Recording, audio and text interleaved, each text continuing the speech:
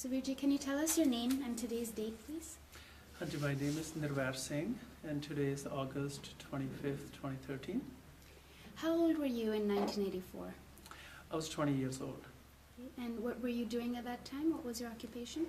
I was a college student studying in Amritsar. So in June 1984, you were in Amritsar? I was in Amritsar, living in a village 20 miles outside Amritsar, but attending college in Amritsar.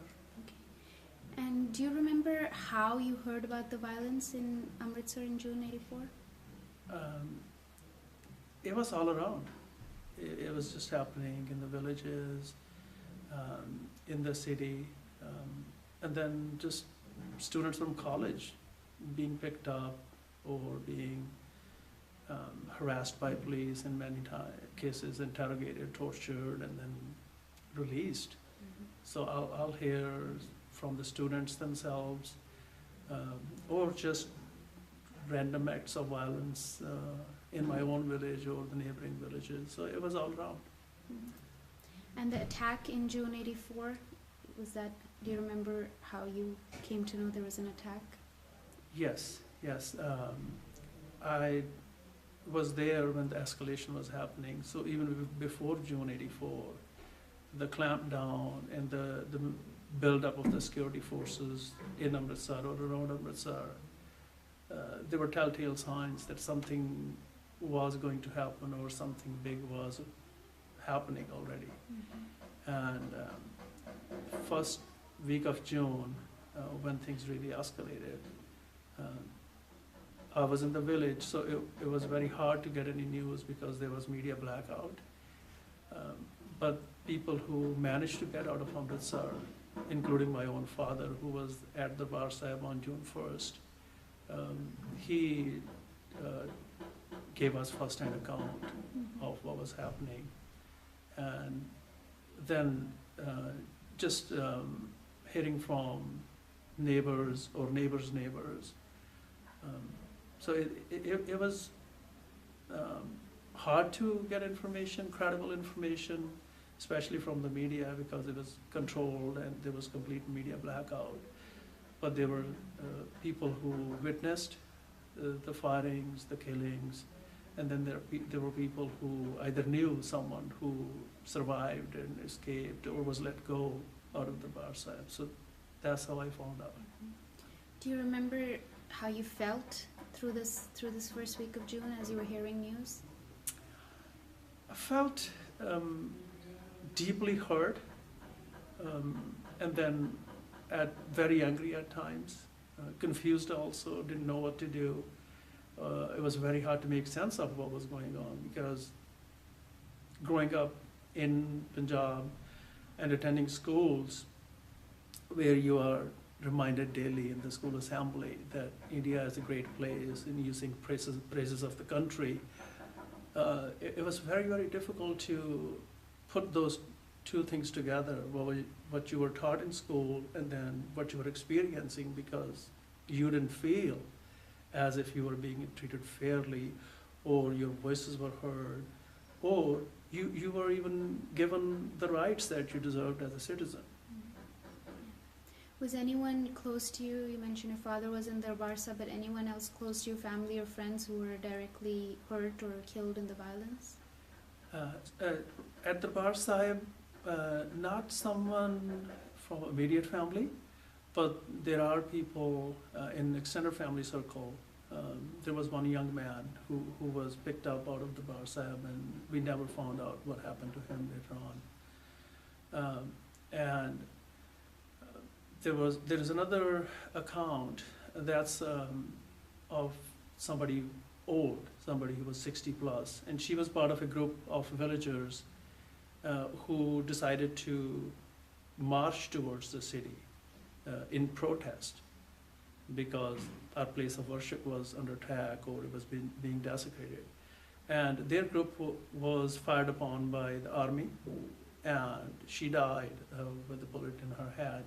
And she is not closely related to me, but she is related to me through my Masi's side. And in November 1984, where were you when the violence happened in November '84? I was, again, doing the same thing, attending classes in Amritsar and living at the village. And do you remember how you heard about the violence? Yes, I heard about it late afternoon on radio. And the way that news broke, again, it was very confusing. And in the news, it was mentioned clearly that two Sikh bodyguards were the perpetrators of killing the Prime Minister.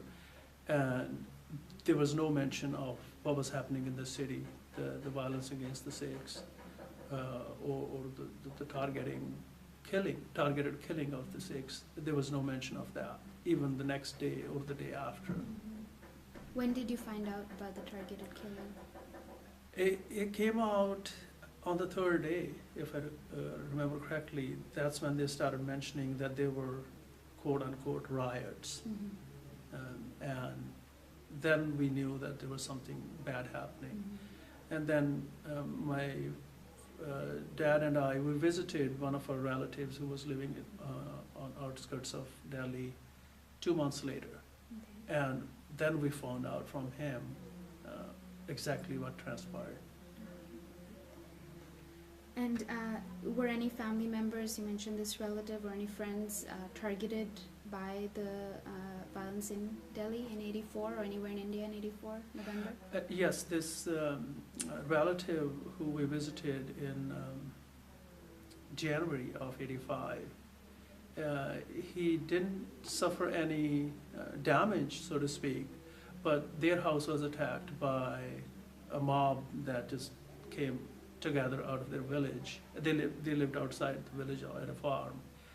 And he had to use his own weapons to push the mobs back. And it happened two nights in a row. And he was very, very hurt at that time when he was giving us telling us the account. And because he was elderly, I remember exactly his words. He said it was down to either killing whoever tried to climb the wall, or if they managed to break through the wall, then just killing my family first, including 2 of his teenage daughters. Did your family continue to live where they used to live after '84? Yes, we continued to live in the village, but parents were very concerned. I was the eldest in the family. I was 20 years old, my brother was 18, my sister was 16. So the parents were very concerned, and they started thinking about getting us out one way or the other. So my dad tried to get me out of Punjab in '84, didn't work. Again, tried in '85, didn't work. And then in '87, we were able to make things work in a way that I was able to get out. And my brother continued living there for another 2 years, and then we managed to get him out as well.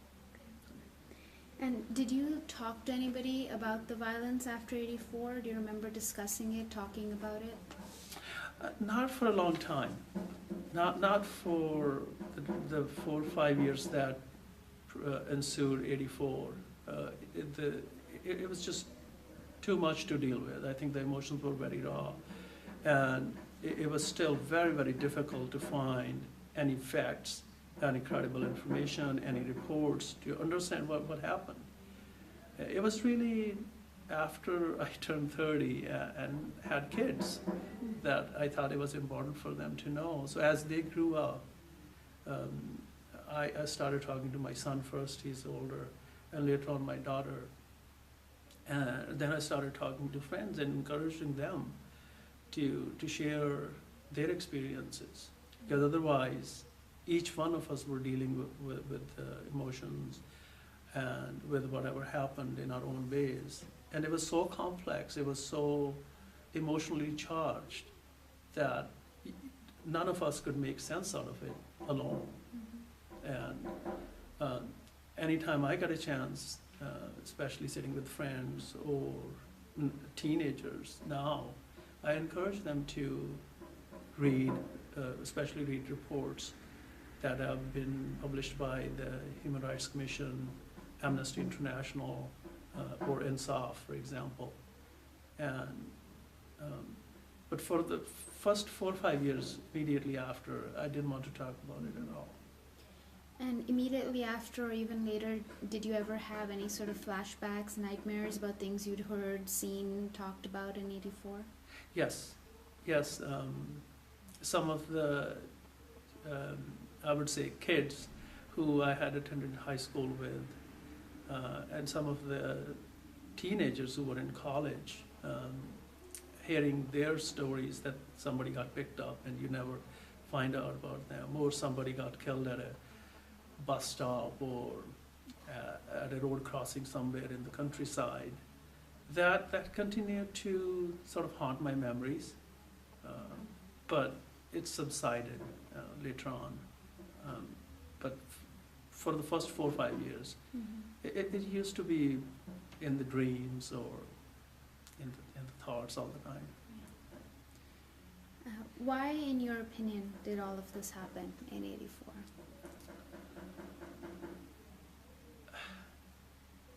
I think the first part, the June part, it happened because of 2 main reasons. Number one, we as a community, even though we had very legitimate reasons to protest, to ask for the rights, or especially the rights to our natural resources for Punjab, that we as a community didn't really understand all the manipulations and all the different ways the central government was using to ignore our voice or to discredit our claims.